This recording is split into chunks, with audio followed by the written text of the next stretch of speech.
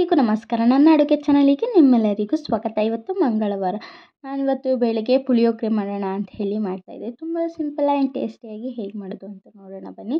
ಮೊದಲಿಗೆ ನಾನಿಲ್ಲಿ ಎಣ್ಣೆ ಹಾಕ್ಕೊಂಡು ಅದಕ್ಕೆ ಸಾಸಿವೆ, ಕಡಲೆಬೇಳೆ ಮತ್ತು ಕಡಲೆ ಬೀಜ, ಕರ್ಬೇವಿನ ಸೊಪ್ಪೆಲ್ಲ ಹಾಕ್ಕೊಂಡು ಹುರ್ಕೋತಾ ಇದ್ದೀನಿ. ಸ್ವಲ್ಪ ಎಣ್ಣೆ ಜಾಸ್ತಿ ಹಾಕ್ಕೊಂಡಷ್ಟು ಟೇಸ್ಟ್ ಚೆಂದ. ಇದಕ್ಕೆ ನಾನು ಮನೆಯಲ್ಲೇ ಮಾಡ್ಕೊಂಡಿರೋ ಪುಳಿಯೋಗರೆ ಪುಡಿನ ಹಾಕ್ಕೋತಾ ಇದ್ದೀನಿ. ಪುಳಿಯೋಗರೆ ಪುಡಿ ಹೇಗೆ ಮನೆಯಲ್ಲೇ ಮಾಡ್ಕೊಳ್ಳೋದು ಅಂತ ನಾನು ನಿಮಗೆ ತೋರಿಸಿದ್ದೀನಿ. ಲಿಂಕ್ ಕೂಡ ಹಾಕ್ತೀನಿ, ಹೋಗಿ ನೋಡ್ಕೊಳ್ಳಿ. ಹಾಗೆ ನಾನು ಹುಣಸೆಹಣ್ಣು ಹುಳಿನ ಬಿಟ್ಕೋತಾ ಇದ್ದೀನಿ ಇಲ್ಲಿ. ಪುಡಿನ ಹಾಕ್ಕೊಂಡಾದ್ಮೇಲೆ ಒಂದು 2 ನಿಮಿಷ ಬೇಯಿಸ್ಕೊಂಡಾದ್ಮೇಲೆ ಹುಣಸೆಹಣ್ಣು ಹುಳಿನ ಹಾಕ್ಕೋತಾ ಇದ್ದೀನಿ. ಅದನ್ನ ಉಪ್ಪು ಹಾಕಾದ್ಮೇಲೆ ಕುದಿಸ್ಕೋಬೇಕಾಗತ್ತೆ. ಕುದ್ದು ಎಣ್ಣೆ ಎಲ್ಲ ಮೇಲೆ ಬಂದಾಗ ಗೊಜ್ಜು ರೆಡಿಯಾಗಿದೆ ಅಂತ. ಇನ್ನೂ ಯಾರು ನನ್ನ ಚಾನಲ್ ಸಬ್ಸ್ಕ್ರೈಬ್ ಆಗಿಲ್ಲ, ಬೇಗ ಸಬ್ಸ್ಕ್ರೈಬ್ ಆಗಿ, ಹಾಗೆ ನನ್ನ ಚಾನಲ್ಗೆ ಸಪೋರ್ಟ್ ಮಾಡಿ. 95 ಸಬ್ಸ್ಕ್ರೈಬರ್ಸ್ ಆಗಿದ್ದಾರೆ. ಈಗ 100ಗೆ ಇನ್ನು 5. ನನಗಂತೂ ತುಂಬಾ ಖುಷಿ ಆಗ್ತಿದೆ. ದಿನ ಫಾಲೋವರ್ಸ್ ಜಾಸ್ತಿ ಆಗ್ತಾ ಇದ್ದಂಗೆ. ಇದೇ ರೀತಿ ನಂಗೆ ಸಪೋರ್ಟ್ ಮಾಡ್ತಾಯಿರಿ. ಇದೇ ರೀತಿ ಅಡುಗೆಗಳನ್ನ ಮಾಡಿ ಹಾಕ್ತಾ ಇರ್ತೀನಿ. ತುಂಬ ಈಸಿ ಆ್ಯಂಡ್ ತುಂಬ ಸಿಂಪಲ್ಲಾಗಿ ನಿಮ್ಮ ಮನೇಲೂ ನೀವು ಕೂಡ ಮಾಡ್ಕೊಂಡು ತಿನ್ನಿ.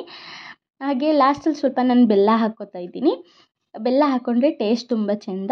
ಹಾಗೆ ನನ್ನ ಫ್ರೆಂಡು ಸಿಹಿ ಪೊಂಗಲ್ ಮಾಡಿದ್ದನ್ನ ನೋಡಿಬಿಟ್ಟು, ಅಕ್ಕ ನನಗೂ ತುಂಬ ಇಷ್ಟ ಮಾಡಿಕೊಡಿ ಅಂತ ಕೇಳಿದರು. ಹಾಗಾಗಿ ಅವ್ರಿಗೆ ನಾನು ಮತ್ತೆ ಇವತ್ತು ಸಿಹಿ ಪೊಂಗಲ್ ಮಾಡ್ತಾಯಿದ್ದೆ.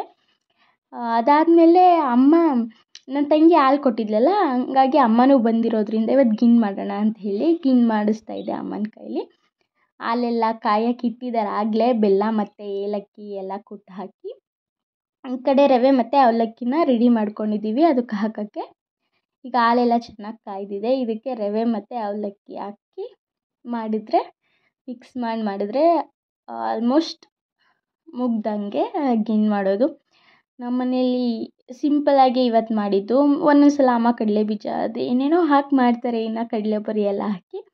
ಬಟ್ ಇವತ್ತು ತುಂಬ ಸಿಂಪಲ್ಲಾಗೇ ಮಾಡಿದರು. ತುಂಬಾ ಟೇಸ್ಟಿಯಾಗಿತ್ತು. ನನಗಂತೂ ತುಂಬ ಇಷ್ಟ ಗಿನ್ನು ಯಾವಾಗ್ಲೂ. ಮುಂದಿನ ವಿಡಿಯೋದೊಂದಿಗೆ ನಾನು ನಿಮ್ಮೆಲ್ಲರಿಗೂ ಸಿಗ್ತೀನಿ. ಅಲ್ಲಿವರೆಗೂ ಎಲ್ಲರಿಗೂ ಟೇಕ್ ಕೇರ್. ಬಾಯ್.